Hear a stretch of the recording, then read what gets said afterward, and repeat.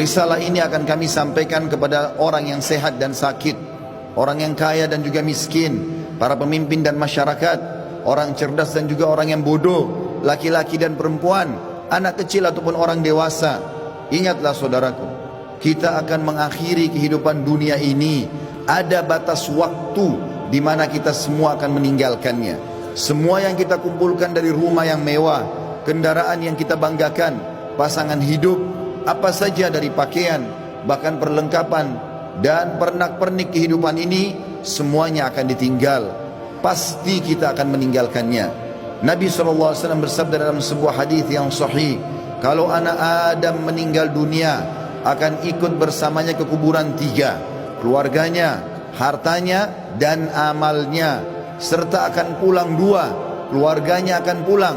Secinta-cintanya seorang istri pada suaminya, pasti dia tidak akan pernah menginap di kuburan itu. Dia akan pulang. Cinta-cintanya seorang suami pada istrinya juga tidak akan tinggal menemani istrinya di kuburan.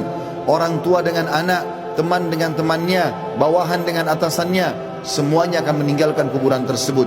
Begitu juga dengan harta. Mobil semewah apapun hanya diparkir di pagar kuburan.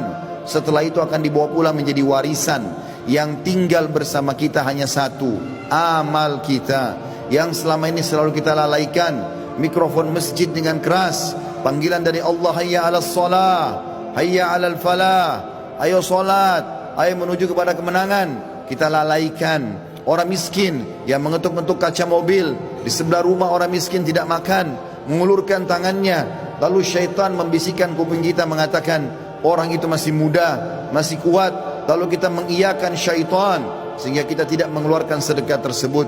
Al-Quran hanya menjadi hiasan, berbangga-bangga dengan kertasnya, dengan sampulnya yang bagus, penerbitnya yang dikenal, atau yang bestseller yang dijual di pasar-pasar.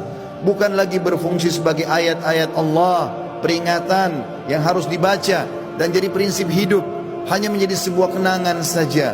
Begitu juga dengan orang tua yang dilupakan, hanya kena jabatan yang sudah naik, harta yang sudah mulai melimpah, memiliki pasangan yang cantik, anak-anak yang banyak, sehingga orang tua di kampung halaman dilupakan.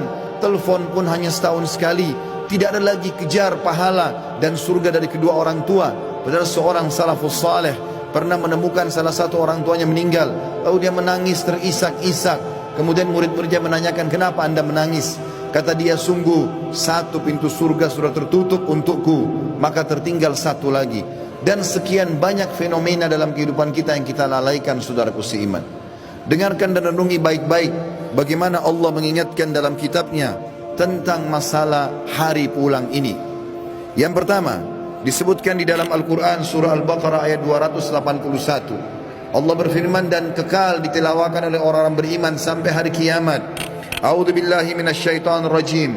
Wattaqu yawman turja'una fihi ila Allah, thumma tuwaffa kullu nafsin ma kasabat wa hum la yudhlamun. Takutlah kalian, persiapkanlah diri kalian, fikirkanlah baik-baik, masuk semua dalam makna wattaqu. Hati-hatilah kalian dengan hari di mana kalian akan dikembalikan kepada Allah. Kemudian setiap jiwa akan diberikan balasan dan laporan dari amal-amalnya, baik ataupun buruk, dan mereka tidak akan dizalimi sedikit pun.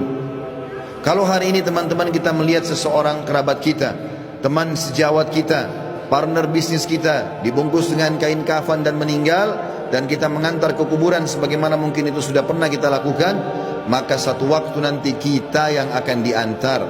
Teman-teman sekalian masih malas sholat, sholatlah teman-teman sebelum anda disolati oleh orang-orang.